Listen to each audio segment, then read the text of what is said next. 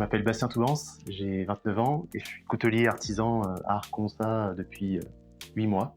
Je ne suis pas arrivé à la coutellerie tout de suite, je me suis reconverti, fait 9 ans d'études, 0 ans de travail et je me suis tout de suite reconverti dans la coutellerie. Bizarrement, le couteau en fait ne m'intéressait pas, j'avais pas envie de fabriquer des couteaux quand j'étais petit.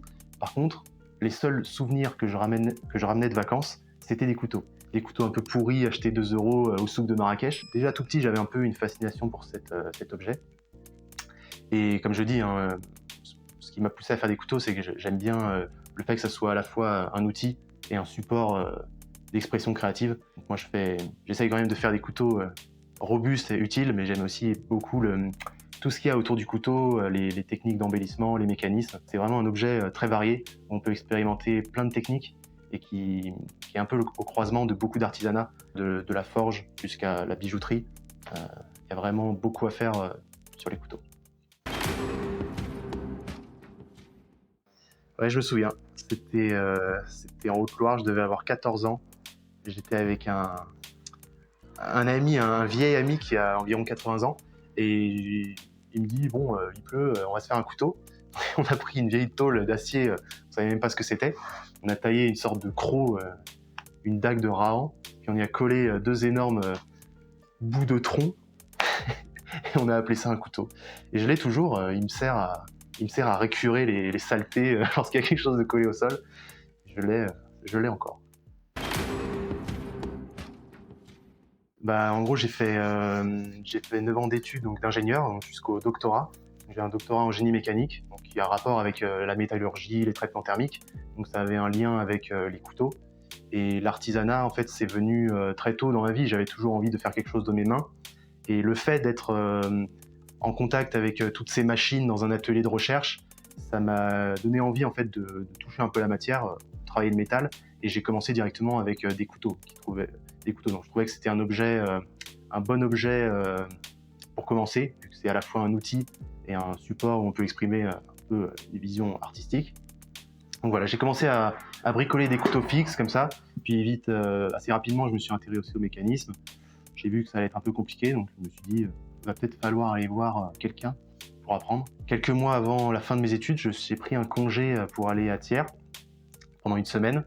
Donc j'ai rencontré plein d'artisans et au final, j'allais rencontrer un coutelier d'art à Courpierre qui s'appelle Guillaume Antoniucci. On a fait mon premier couteau pliant en 3 jours, donc j'ai tout de suite accroché. Donc, il m'a très gentiment et patiemment transmis son savoir pendant 1 an. Et là, je me suis mis à mon compte depuis 8 mois environ. Je suis au tout début de ma carrière, donc pour le moment, je reste très classique. J'explore le registre ancien, principalement la coutellerie fine du XVIIIe et du XIXe siècle, française et anglaise. Voilà, donc moi, ce qui m'attire aujourd'hui dans le couteau, c'est surtout les mécanismes et aussi tester beaucoup de techniques d'embellissement des couteaux. Donc j'expérimente pas mal de techniques d'orfèvrerie et aussi des mécanismes un peu évolués.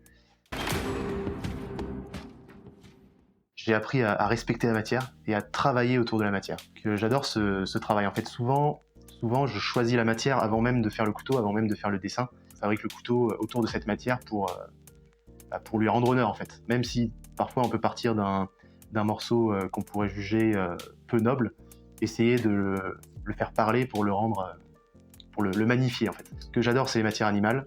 Ma préférée, c'est le bois de serre. Voilà, le bois de serre sans barre. Et après, je travaille un peu de tout, hein, donc du buffle jusqu'au mammouth. Mais je suis pas contre le bois non plus, ni les matières synthétiques parfois, mais faut pas en abuser. je reste assez classique et je vais plutôt vers les matières un peu nobles.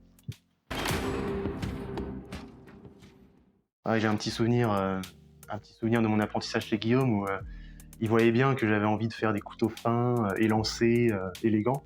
Donc il m'a dit tu vas me faire un couteau gros, trapu et large.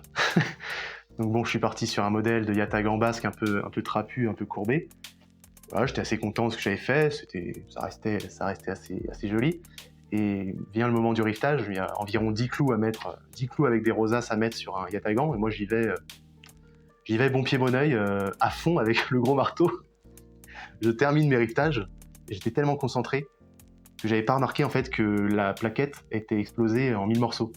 Donc, j'ai pris le couteau à la fin et j'ai vu qu'en fait, il était complètement explosé. J'ai dû tout recommencer. J'ai gâché son magnifique chêne stabilisé bio. Voilà, c'était un bon moment. Moi, ce que j'apprécie grandement là dans ma jeune carrière, c'est que les gens viennent à moi en me proposant en fait naturellement des projets que j'ai envie de faire. Donc j'ai même pas eu besoin de leur dire. Et ils viennent, je pense qu'ils ont compris que j'aimais faire des moutons à 5 pattes et faire des projets un peu alambiqués. Donc ils viennent me voir avec leurs projets et mon plaisir en fait, c'est de leur livrer le couteau qu'ils souhaitaient et voir qu'ils sont vraiment contents. Et donc voilà, on échange vraiment un bon moment autour du couteau en fait. C'est vraiment un objet qui permet de rassembler. Donc je vous conseille déjà de trouver un maître ou au moins d'aller chercher les conseils là où ils sont pour pouvoir progresser vite en fait. Parce que le risque quand on se lance en autodidacte, de continuer en fait dans son erreur sans s'en rendre compte et de perdre beaucoup de temps. De beaucoup travailler, de persévérer, travailler. Il n'y a que ça de vrai. Hein. Je commence à peine la coutellerie, donc mon but aujourd'hui c'est de me faire connaître. Je sépare mon temps entre les commandes et les salons, et là côté projet couteau, moi j'ai toujours des projets un peu fous en tête, donc je prépare ça et vous aurez des nouvelles de ça sur mes réseaux très bientôt. Alors je suis présent sur les réseaux, donc sur Facebook et sur Instagram. Sur Instagram c'est Couteau Bastos et sur Facebook c'est ma page personnelle suffira. J'aurai bientôt un site internet. Et sinon, la porte de mon atelier à Arconsa est ouverte. Vous pouvez me trouver sur Google. J'espère que cette petite vidéo vous aura plu. N'hésitez pas à vous abonner pour en découvrir plus sur le monde de la coutellerie, à me laisser vos impressions en commentaire et à laisser un petit like ou à partager la vidéo pour aider à faire grandir la chaîne. Et surtout, restez affûtés!